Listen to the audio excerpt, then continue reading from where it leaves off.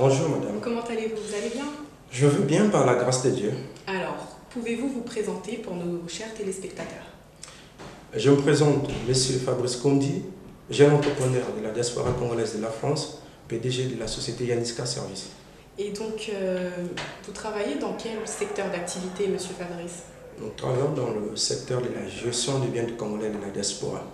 Votre activité, en fait, consiste en quoi concrètement? Nous faisons juste la gestion de nos compatriotes. Une personne aujourd'hui qui veut construire au Congo, il peut passer par nous. Une personne qui veut acheter une parcelle au Congo, il peut passer par nous. Des gens aussi qui veulent investir au Congo, ils n'ont pas des idées, ils peuvent passer par nous. Nous pouvons aussi leur conseiller dans quel genre d'activités investir au Congo. Donc nous faisons juste l'intermédiaire entre le Congo et les Congolais à l'extérieur du pays. D'accord.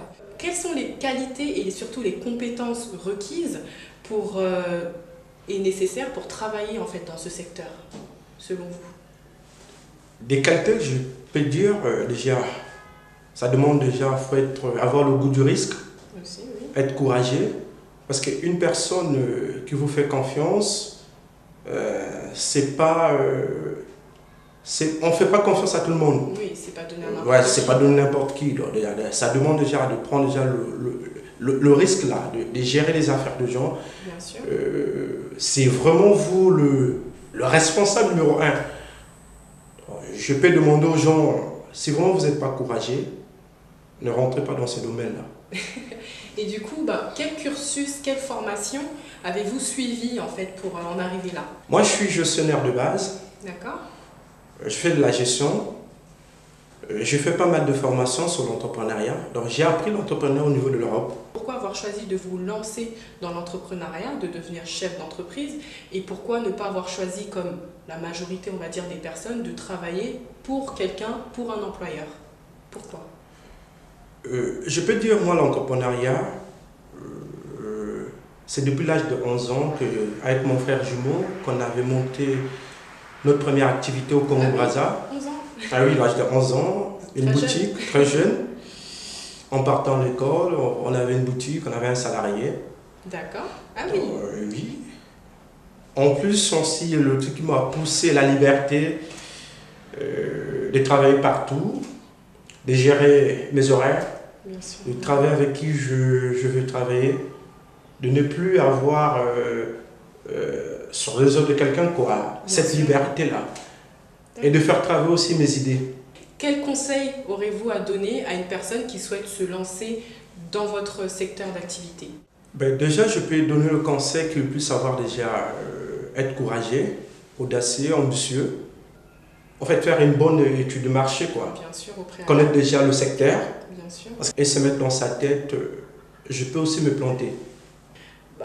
Est-ce que vous avez dû faire des sacrifices en fait au début de votre entrepreneuriat et en faites-vous toujours à l'heure actuelle? Il est important de créer en tant que célibataire. Parce que quand vous avez une vie de famille, je ne dis pas que ce n'est pas bon. Oui. L'idéal, je souhaiterais que les gens créent des entreprises en tant que célibataire encore. Parce que tu as le temps de réfléchir, tu as le temps de passer des heures pour étudier ton marché. D'accord. Donc on est plus concentré lorsqu'on est seul et pas lorsqu'on a une vie de famille ou lorsqu'on a une femme ou quelqu'un à côté de soi. Moi, je vous donne un exemple pour mon projet. Ça me demande des heures. Je peux rester 5 heures à 6 heures à travailler les appels, faire des recherches sur Internet. Mais vous avez une femme là qui est à côté. Il faut aussi la donner là tout le temps. Donc, quand vous avez une femme aussi ambitieuse qui accompagne cette vision-là, parce que si vous n'avez pas une femme qui accompagne cette vision-là, la vision, ça ne peut pas aller loin. Si lorsqu'on a une personne, que ce soit une femme ou un homme d'ailleurs, parce qu'il y a des femmes aussi entrepreneuses, qui soutient le projet, qui le porte, ça peut être une force. Aujourd'hui, M. Fabrice Condi, mon rêve c'est de rencontrer aussi une entrepreneuse. Parce qu'une personne qui ne partage pas ta vision, bien sûr, vous n'allez pas aller loin. Il faut une personne plus à même de comprendre. Oui. C'est ça que je toujours conseille aux jeunes entrepreneurs, aux gens qui veulent se lancer. Vous pouvez avoir une idée, Ben, il ne faudrait pas travailler tout seul. Il faut toujours... Un chef d'entreprise qui travaille tout seul, il va se planter. Bien sûr. Il faut toujours chercher à prendre d'autres talents, gauche à droite. Moi, quand j'ai créé Yanniska Service, je ne connaissais pas, je n'étais pas trop doué sur le web. J'ai repéré un jeune qui était en Côte d'Ivoire. Je le sollicitais, on a travaillé ensemble sur le projet. Même c'est lui qui avait fait le logo de Yanniska Service. D'accord, oui, donc vous avez trouvé des personnes justement qui vous ont renforcé. Oui. Bien sûr. D'accord. Et du coup,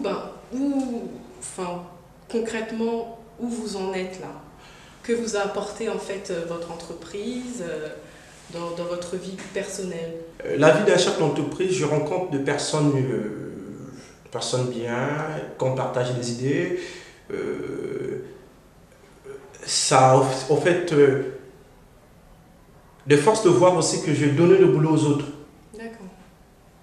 Ça a vraiment beaucoup changé, quoi. Ça a beaucoup changé. Ce n'est plus M. Fabrice Condi qu'il y a 10 ans qui était derrière ID Logistique. Voilà, ça c'est...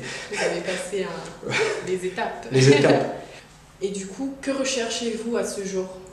À ce jour, moi je souhaiterais vraiment créer beaucoup d'emplois dans plusieurs pays d'Afrique.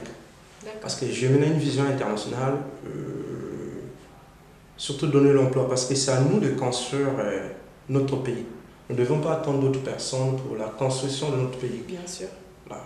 Donc ma vision aujourd'hui, c'est vraiment créer beaucoup d'emplois.